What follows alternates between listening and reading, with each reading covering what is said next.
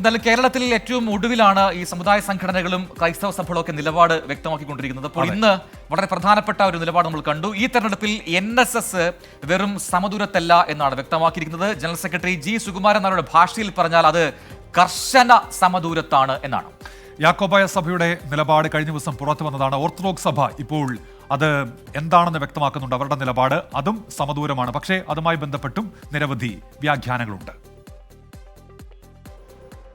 സമദൂരം, ശരിദൂരം, കർശന സമദൂരം, അങ്ങനെ രാഷ്ട്രീയത്തിലെ ദൂരക്കാഴ്ച നായർ സർവീസ് സൊസൈറ്റിക്ക് കാലങ്ങളായി ഹൃദിസ്ഥമാണ്. ചിലപ്പോൾ ദൂരം കണക്കുകൂട്ടുമ്പോൾ ചെറിയ പിഴവുകളൊക്കെ ഉണ്ടാകാം. എന്നാലും NSS സമദൂരം വിട്ടൊരു കളിക്കുമില്ല.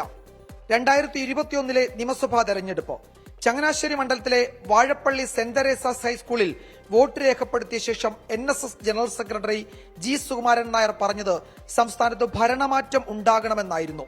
അത് സമദൂരത്തിലെ ശരിദൂരമെന്ന് സമുദായ നേതൃത്വം നിലപാടെടുത്തു. സാമൂഹ്യനീതിയും വിശ്വാസവും ഈ മൂല്യങ്ങൾ സംരക്ഷിക്കും എന്ന് ഉറപ്പുള്ള ആളുകൾക്ക് വോട്ട് ചെയ്യണമെന്നുള്ളതാണ് ജനങ്ങളുടെ ആഗ്രഹം. കാരണം ഈ നാടിൻ്റെ അവസ്ഥ അതാണ്. അത് ജനങ്ങൾ മനസ്സിലാക്കി ഒരു നല്ല ഗവൺമെൻറ് ജനങ്ങൾക്ക് സമാധാനവും സ്വൈര്യവും തരുന്നൊരു ഗവൺമെൻറ് ഉണ്ടാകും എന്ന് പ്രതീക്ഷിക്കുന്നു.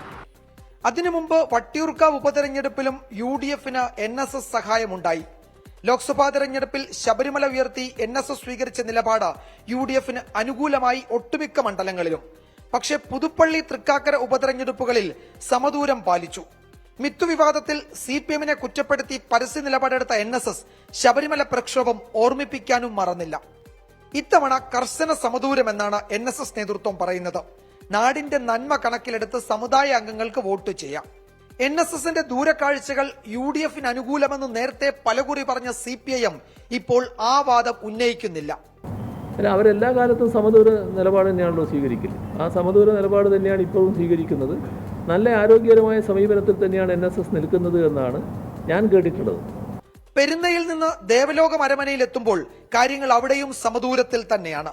പക്ഷേ ഓർത്തഡോക്സ് പരമാധ്യക്ഷന് ചില കാര്യങ്ങൾ സർക്കാരിനെ ഓർമ്മിപ്പിക്കാനുണ്ട്. അത് പള്ളികളുടെ ഭരണം ഓർത്തഡോക്സ് സഭയ്ക്കാണ് എന്ന സുപ്രീം കോടതി വിധി നടപ്പാക്കാത്തതിലുള്ള അതൃപ്തിയുടെ ആഴവും പരപ്പുമാണ്.